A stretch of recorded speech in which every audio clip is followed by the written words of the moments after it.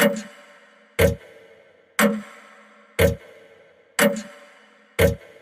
dari kelompok 1.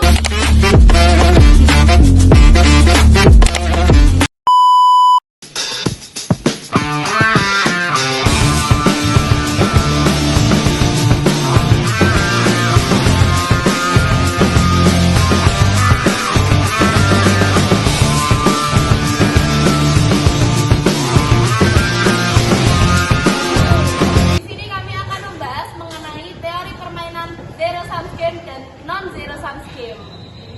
Baik, di sini saya akan menjelaskan tentang materi permainan zero sum games. Permainan zero sum games adalah situasi atau permainan di mana keuntungan satu pihak sama persis dengan kerugian pihak lain. Artinya, tidak ada keuntungan bersama. Jika ada yang menang, pasti ada yang kalah. Intinya, total hasilnya selalu nol. Menang satu, kalah satu, tidak ada solusi sama-sama untung. Contohnya yaitu taruhan kartu 2 orang. A dan B bermain kartu berdua, masing-masing memasang taruhan senilai Rp100.000. Dan jika A menang, A mendapat senilai Rp200.000. A untung Rp100.000 dan B rugi senilai Rp100.000. Jika B menang, maka kebalikannya. Kenapa ini disebut zero sum games? Uang yang dimenangkan A berasal dari kerugian B. Tidak ada pihak yang sama-sama untung. Untung satu orang sama dengan rugi orang lain. Inti sederhananya, dalam taruhan kartu individu hasilnya selalu menang dan kalah, bukan menang dan menang, sehingga dinamakan permainan zero sum games. Kita masuk ke penerapan. Contoh dari permainan zero sum game dan non zero sum game.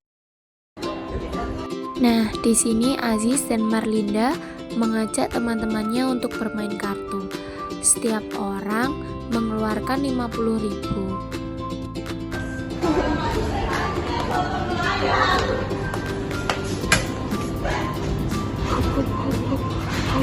Kayak ono Fitri ro Ulia. Oh, Cak, main wae. Yuk, Yuk. gas. Hei, bro. Bro. Sehat, bro. Sehat, bro. Piye iki enek apa? Aku wis nongkrong bro iki karo Aziz, bro. Umang kok tunjuk. Oh, totoan. Ini pura. Taruhan Siapa takut? Yo. Piro menan? 50. 50.000 Per orang. sekali menang. Oh. Orang sekali menang. Iya, ini lah, bro. Ya. Jo. Oh. Endi gede. Ya, ini saya ketemu toh. Oh, 50. Nah, di sini yang menang bakalan dapat Rp50.000 dan yang kalah minus Rp50.000. No. Bunuh game.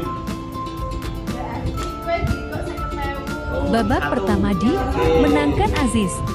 Lanjut ke beberapa ronde berikutnya.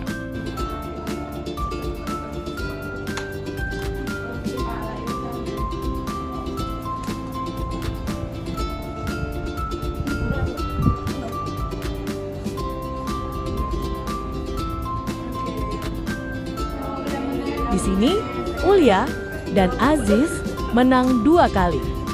Iya, menang dulu. Aduh, kalah. Awal-awal ya, oke, main level. Ayo.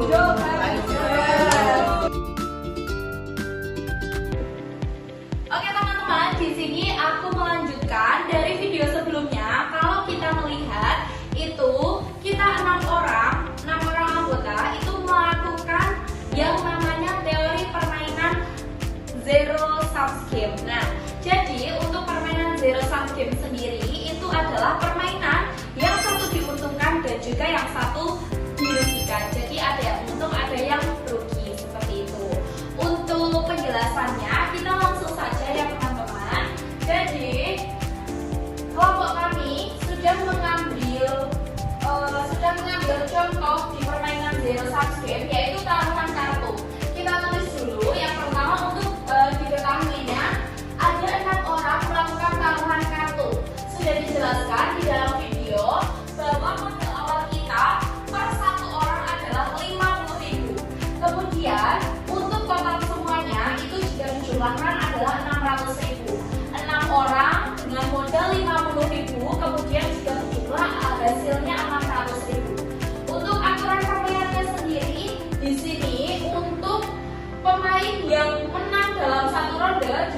mendapatkan plus 50 dan yang kalah bakalan mendapatkan minus 50. Nah, kemudian di sini itu uang tidak bertambah dan juga uang tidak berkurang.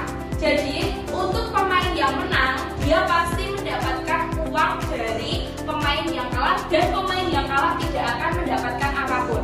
Jadi untuk permainan teori zero sum game ini, permainan zero sum game itu untuk per masing-masing individu adalah mengandalkan strategi mereka. Jadi kalau kita lihat dari video sebelumnya itu sudah ada 6 orang dan yang menang itu ada 3 orang. Setelah kita melakukan analisis atau analisa, kita lanjut untuk membuat tabel payoff-nya. Di sini kita tulis untuk 6 pemain kita umpamakan dari A sampai F. Nah, untuk hasilnya sendiri untuk pemain A itu menang. Tadi kan aturannya kalau menang per satu ronde mendapatkan 50.000. Nah, ini jadinya dari pemain A dia mendapatkan 50.000, kemudian pemain B juga menang pastinya mendapatkan 50.000 dan tim C juga mendapatkan 50.000. Kemudian untuk D, E, F dia mendapatkan minus. Kenapa? Karena dia kalah dalam perputaran satu rodanya. Jadi dari ke-6 orang ini yang saya perumpamakan dengan huruf itu 3 orang menang dan 3 orang kalah. Pastinya untuk yang D, E, F atau 3 orang yang kalah ini dia salah melakukan strateginya. Nah, sekarang kita lanjut untuk perhitungannya. Di sini kita melanjutkan. Tadi kita sudah membuat tabel payoff-nya. Sekarang kita melanjutkan yaitu di perhitungan zero sum game. Nah, untuk perhitungan zero sum game sendiri kita menghitung dari keuntungan dan juga kerugian. Dari tabel tadi terdapat 3 pemain yang menang. Otomatis kan dia mendapatkan keuntungan, yaitu tadi kalau menang di satu ronde itu plus 50. Jadi plus 50 dikalikan 3 ini dari jumlah pemainnya menghasilkan plus 150. Kemudian kita juga menghitung untuk total kerugiannya, yaitu di minus 50 dikalikan 3 sama karena tadi 3 pemain juga mengalami kekalahan. Otomatis mereka mendapatkan kerugian yaitu sekitar minus 150. Jadi untuk keuntungannya mendapatkan 150 plus, total kerugiannya mendapatkan min 150. Nah, kita menghitung total payoff-nya. Dijumlahkan dari total keuntungan dan juga total kerugian. Kita jumlahkan di sini plus 150 dikurangi minus 150 hasilnya 0. Kenapa 0? Jadi untuk payoff itu selalu bernilai 0. Jadi dia tidak akan bernilai dan selalu menetap untuk menghasilkan nilai 0. Nah, jika kita akumulasikan, tadi kan baru 1 kali permainan. Jika kita misalkan di 4 ronde. Jika kita misalkan di 4 ronde, kita tulis harus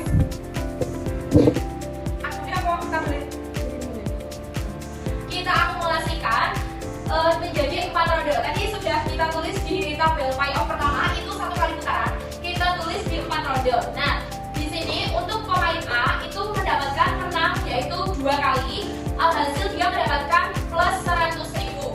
Dan untuk pemain B dia menang 1 kali. Alhasil mendapatkan 50.000. Untuk pemain C tidak menang sama sekali. Untuk pemain D kalah 1 kali menghasilkan atau mendapatkan minus 50. Dan untuk tim E mendapatkan minus 50 karena mendapatkan 1 kali kekalahan. Dan untuk pemain F mendapatkan minus 1, jadi hasilnya minus 50. Nah, jadi kalau sudah diakumulasikan setelah 4 kali permainan atau 4 kali 4 ronde, itu dari masing-masing pemain, jika kita lihat dari tabel ini, pemain yang paling bagus melakukan strategi adalah pemain A, karena dia memenangkan 2 kali dan juga mendapatkan hasil akhir 100.000. Dari karena pemain ini, jadi mereka itu mengandalkan strategi sendiri-sendiri atau lebih tepatnya dia mementingkan kepentingan pribadinya dia. Jadi untuk pemain A dia sudah berhasil memenangkan untuk taruhan kartu kali ini. Nah, jadi pada intinya kesimpulannya adalah tidak mungkin semua pemain itu untung. Yang kedua, tidak ada nilai tambah permainan. Dan yang ketiga, yaitu uang hanya berpindah dari pemain yang kalah ke pemain menang. Jadi kenapa sebenarnya ini permainan zero sum game ini sebenarnya ada keuntungannya buat diri sendiri dan ada kerugiannya buat orang lain. Tetapi karena nilai payoff-nya itu 0 atau bersifat komprehensif, maka untuk permainan zero sum game di taruhan kartu sebenarnya itu pemain yang menang itu mendapatkan keuntungan dari pemain yang kalah, dan pemain yang kalah itu tidak mendapatkan apa-apa. Jadi uang itu hanya berpindah tangan seperti itu. Nah, kita tadi sudah menjelaskan bahwa nilai playoff itu selalu 0. Kemudian jika keuntungan yang diperoleh satu pemain secara langsung itu bakal membuat kerugian bagi pemain lain. Nah, untuk game Zero Sum Game ini dia berfokus untuk memaksimalkan kepentingan pribadi, kemudian menyusun strategi terbaik untuk meminimalkan kerugian dan juga memaksimalkan keuntungan. Sekian yang bisa saya jelaskan mengenai permainan teori Zero Sum Game. Selanjutnya akan dilanjutkan oleh rekan saya. Baik, di sini saya akan menjelaskan materi terkait permainan non-zero sum game.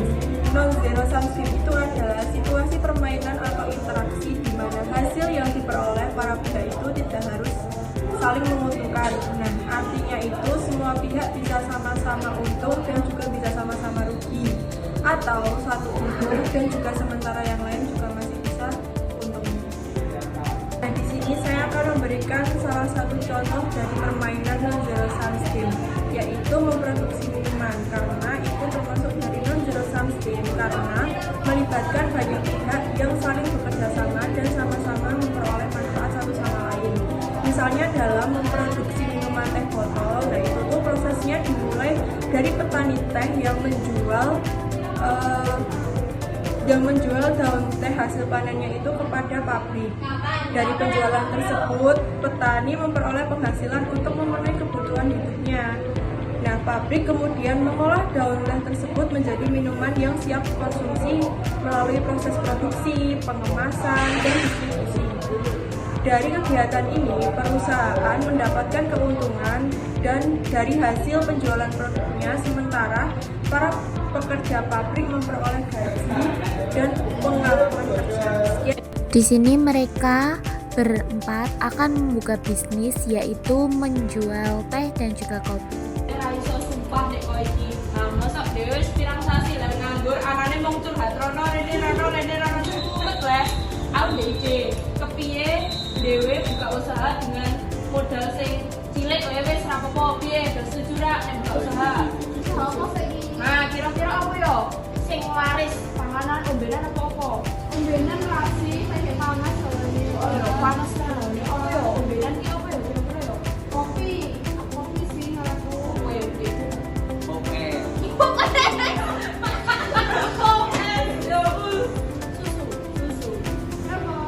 kopi wae rasi saya kan do oke nongkrong yo apa meneh saiki mahasiswa rasi ora Oke, mahasiswa kopi kan. nah kudune dhewe gawe rego sing murah ben payune akeh setuju ra nah tapi antara pilihan kang papat iki mending wis sapa yo nek kokes kok koyo jadul banget yo Kopi sih. kopi teh ora teh susu ora pasrah kurang yo do kurang peminat yo Kopi enak. setuju ra nah Tapi kalau kan usaha dewe ini juga usaha. Modalnya kan cuma papat toh. Data yang modalnya. Nah, keuntungannya yang bisa keuntungan ya dewe udah data. Modal rata, keuntungannya itu data. Yeay. oke deal setuju yo setuju deal oke Baik, ini saya akan melanjutkan materi tentang zero sum. Yang pertama diketahui dari 6 mahasiswa yang bekerjasama untuk usaha depan. Mereka tidak saling bersaing, tapi justru itu bekerja sama. Jadi itu kayak keuntungannya itu juga dirata gitu. Mereka itu memilih 2 jenis minuman yang diproduksi. X itu jumlah teh, Y jumlah kopi. Kedua varian ini ditentukan jumlah produksinya. Setiap minuman ini memberikan keuntungan teh sebesar 4.000 per unit dan kopi sebesar 6.000 per unit. Jadinya itu Z sama dengan 4.000 X ditambah 6.000 Y. Artinya keuntungan dari teh itu 4.000 dikali jumlah teh dan keuntungan dari kopi 6.000 dikali jumlah kopi. Semuanya diperjumlahkan agar keuntungan total sama. Yang selanjutnya ada kendala batasan. Yang A, kendala waktu produksi itu total waktunya 240 menit. Yang T, itu butuh waktu 4 menit per unit. Yang kopi itu butuh 6 menit per unit.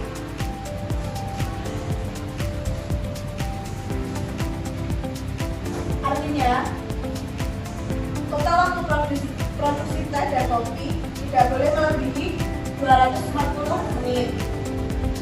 Yang B, ada kendala bahan baku. Total bahan baku itu 180 menit. Teh itu butuh 3 unit bahan dan kopi butuh 2 unit bahan. Maka 3X plus 2Y lebih kecil dari 180. Artinya, pemakaian bahan baku tidak butuh lebih dari 180 unit. Yang C, ada kendala non-negatif. Jumlah produksi tidak mungkin negatif, jadi X lebih besar dari 0 dan Y lebih besar dari 0. Artinya, tidak mungkin memproduksi teh atau kopi dalam jumlah minus. Yang selanjutnya ada model program linear.